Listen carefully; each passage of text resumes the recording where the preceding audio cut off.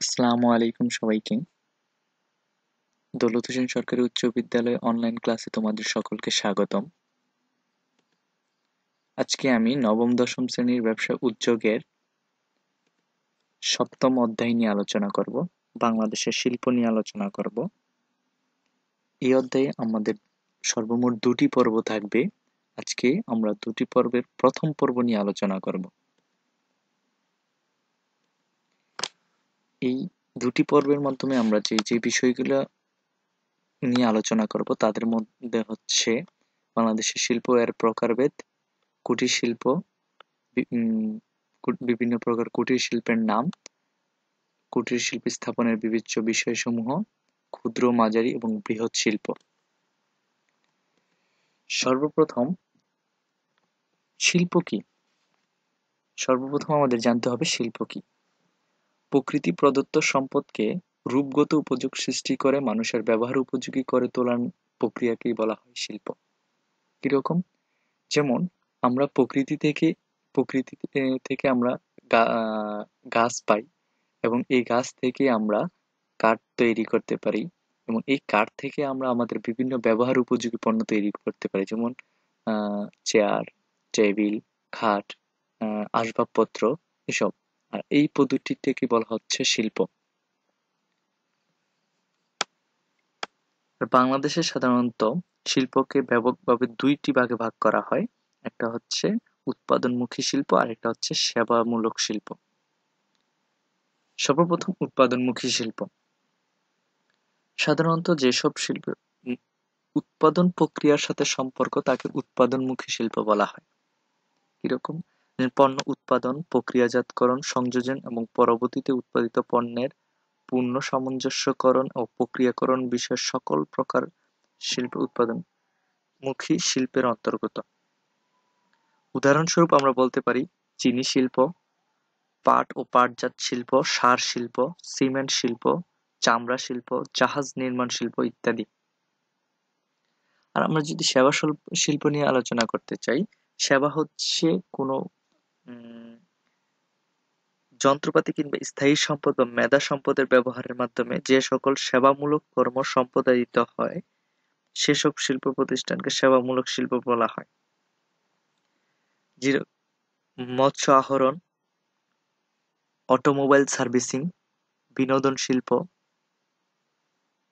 ফুল চাষ ও ফুল বাজারজাতকরণ, হাসপাতাল ও ক্লিনিক, পর্যটন ও সেবা শিল্প, পরিবহন ও যোগাযোগ ইত্যাদি। এগুলো হচ্ছে সেবা শিল্পের উদাহরণ। এরপর আমরা শিল্পকে আরো কয়েকটি ভাগে ভাগ করতে পারি, যেমন কুটির শিল্প, ক্ষুদ্র শিল্প, মাঝারি শিল্প ও বৃহৎ শিল্প। এখন আমরা কুটির শিল্প নিয়ে আলোচনা করব। কুটির শিল্প বলতে সাধারণত পরিবারের সদস্যদের প্রাধান্য বিশিষ্ট শিল্প প্রতিষ্ঠানকে বোঝানো হয়। যে সকল প্রতিষ্ঠানের জমি ও কারখানা ভবন ছাড়া স্থায়ী সম্পদের মূল্য প্রতিস্থাপন ব্যয় সহ ৫ লক্ষ টাকার নিচে এবং সর্বোচ্চ জনবল 10-এর অধিক নয়, সাধারণত পরিবারের সদস্য সহায়তায় গঠিত হয়ে থাকে, সাধারণত তাকেই আমরা কুটির শিল্প বলে থাকি। পরিবারের মাধ্যমে যে শিল্প গড়ে তোলা হয়। বিভিন্ন প্রকার কুটির শিল্পের উদাহরণ আমরা দেখতে পাচ্ছি, যেমন পাটজাত শিল্প। পাটজাত শিল্পের মধ্যে আছে স্কুল ব্যাগ, দেয়াল মাদুর, পাটের স্যান্ডেল, কার্পেট ইত্যাদি।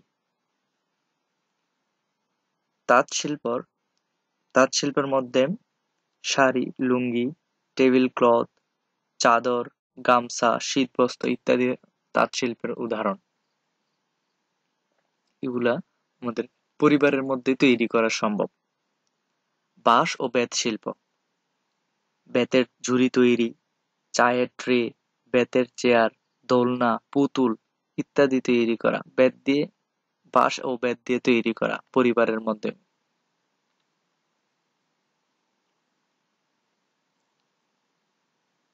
তারপর ঝিনুক শিল্প। পরিবারের সদস্যদের মাধ্যমে ঝিনুক আহরণ করে ঝিনুকের মালা, অলংকার, খেলনা, শোপিস ইত্যাদি তৈরি করা হচ্ছে ঝিনুক শিল্পের উদাহরণ। মৃৎশিল্প। বিভিন্ন ধরনের জীবজন্তু, ফলমূল, পুতুল, ফুলদানি, ফুলের টব ইত্যাদি তৈরি করা হচ্ছে মৃৎশিল্পের উদাহরণ। মাটি দিয়ে, মাটি দিয়ে যেই জিনিসপত্র তৈরি করা হয়। পরবর্তীতে হচ্ছে হস্তশিল্প। হাতের শিল্প কার্পেট, শতরঞ্জি, নকশি কাঁথা, মাছ ধরার জাল, মাদুর ইত্যাদি তৈরি করা হয় হস্তশিল্পের মাধ্যমে। ক্ষুদ্র ইস্পাত শিল্প, দা, কোদাল, খুন্তি, কাঁচি এগুলা তৈরি করা হয়। ক্ষুদ্র ইস্পাত শিল্প এছাড়াও আরো বিভিন্ন ধরনের শিল্প, কুটির শিল্প বিদ্যমান রয়েছে, যা কিনা পরিবারের সদস্যদের নিয়ে গঠিত হয়। ধন্যবাদ তোমাদের সবাইকে। আমরা পরবর্তী ক্লাসে ক্ষুদ্র শিল্প, মাঝারি শিল্প ও বৃহৎ শিল্প নিয়ে আলোচনা করব। আসসালামু আলাইকুম।